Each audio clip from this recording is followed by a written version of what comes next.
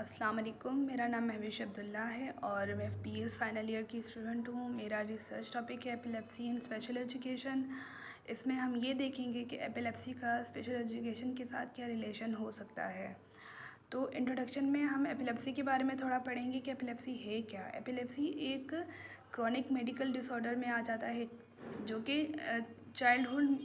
जो कि बचपन में ही डायग्नोस हो सकता है, यानी कि 2.5 साल की उम्र तक वो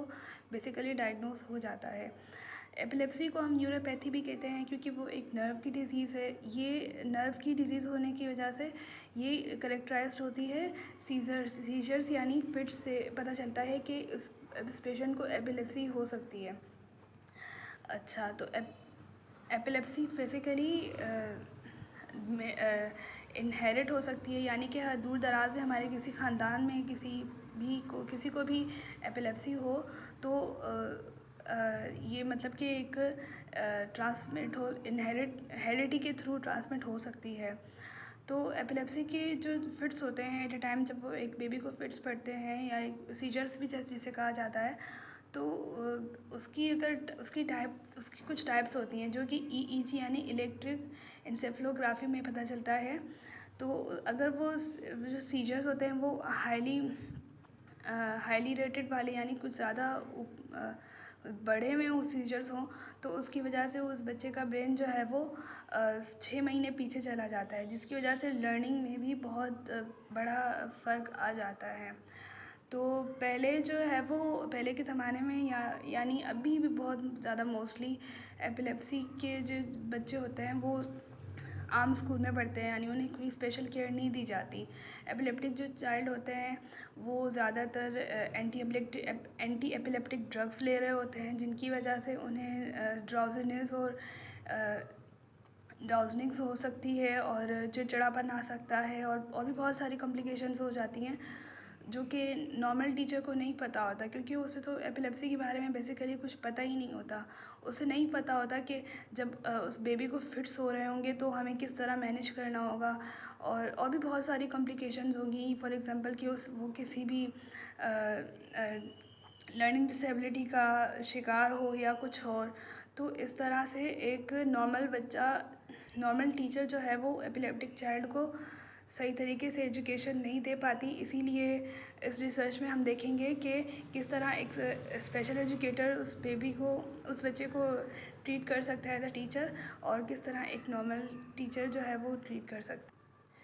इस स्टडी के ऑब्जेक्टिव भी बेसिकली यही हैं कि हमें पता चले कि एक एपिलेप्टिक बच्चे के लिए एक स्पेशल एजुकेशन ज़रूरी है, या तो फिर वो नॉर्मल स्कूल में जा सकता है कि फॉर एग्ज़ाम्पल कि अगर वो नॉर्मल स्कूल में चला भी जाता है और वहाँ पे उसे वो फिट्स हो रहे होते हैं और फिट्स को कैसे कंट्रोल करना होता है एक नॉर्मल टीचर को नहीं पता होता। फॉर एग्ज़ाम्पल कि वो टीचर उसे कंट्रोल करने के लिए क्योंकि वो फिट्स के दौरान बेबी की बॉडी बहुत ज़्यादा स्टिफ हो जाती है, और ऐसा ना हो कि वो अब उस बॉडी को स्ट्रेट करने के चक्कर में वो एक आध बोन फ्रैक्चर हो जाए, और या तो फिर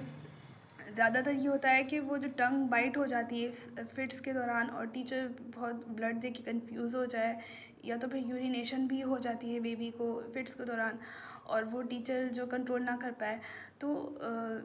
और बेसिकली हो जाता है कभी कभार टीचर नहीं कर पाती, और एक स्पेशल एजुकेटर क्योंकि वो स्पेशल एजुकेशन ने सब कुछ पढ़ा हुआ होता है, वो इन सारे डिसऑर्डर्स को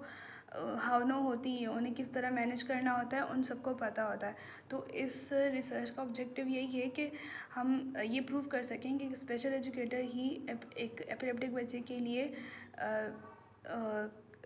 टीचर जो टीचिंग सही तरीके से प्रोवाइड कर सकता है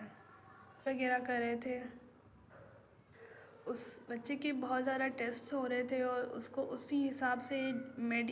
ट्रीटमेंट दिया जा रहा था, लेकिन उसकी जो लर्निंग थी उसमें फ़र्क नहीं आ रहा था, क्योंकि उस बच्चे को या तो कोई लर्निंग डिसेबिलिटी थी या तो फिर वो इरिटेट हो रहा था पढ़ाई में, क्योंकि वो जो टीचर उसके दिमाग में बैठाना चाह रही थी वो उसके दिमाग में बैठ नहीं रहा था, क्योंकि टीचर ना कोई ट्रिक यूज़ कर रही थी ना कोई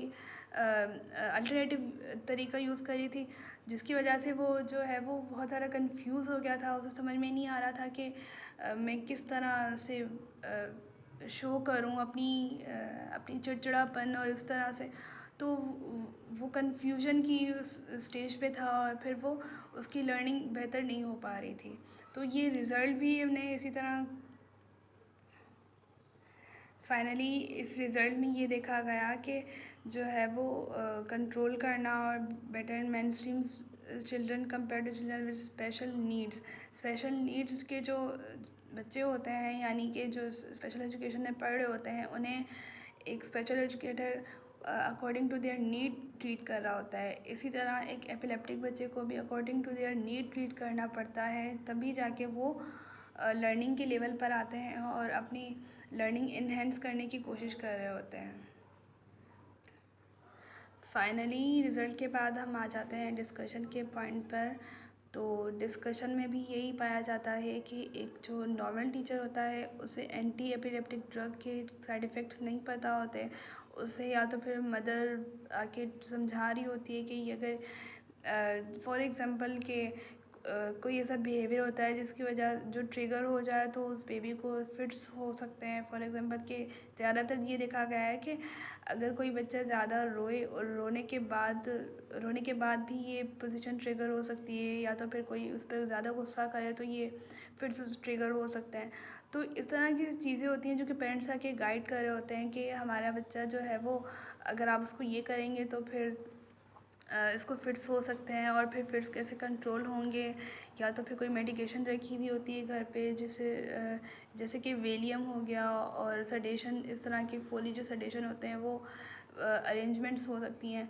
इस तरह हम स्पेशल एजुकेशन की बात करें तो हमारे पास एक वार्डरोब में बहुत सारी मेडिकेशन जो इमरजेंसी मेडिकेशन होती हैं वो रखी हुई होती हैं, क्योंकि हमें पता है कि इमरजेंसी कंडीशंस को कैसे हैंडल किया जा सकता है। तो इस तरह एक सीजर्स वाले बच्चे को भी इजीली मैनेज किया जा सकता है। और अगर हम बात करें एक नॉर्मल टीचर की तो फिर वो उसके लिए बहुत ही ज़्यादा मुश्किल हो सकता है, क्योंकि सबसे पहली बात है अवेयरनेस नहीं होती उन सब के पास तो बहुत सारे बच्चे आ रहे होते हैं, और ये एक सबसे अलग आ गया, स्पेशल आ गया, उसको अलग से ट्रीट करना ये बहुत मुश्किल हो सकता है। तो इस तरह इस रिसर्च के थ्रू, और बल्कि ये रिसर्च अभी कंटिन्यू है, इस रिसर्च के थ्रू ये पता चला कि एक स्पेशल एजुकेटर जो है वो किस तरह एक एपिलेप्टिक चाइल्ड को हैंडल कर सकता है बनिस्बत एक नॉर्मल टीचर के।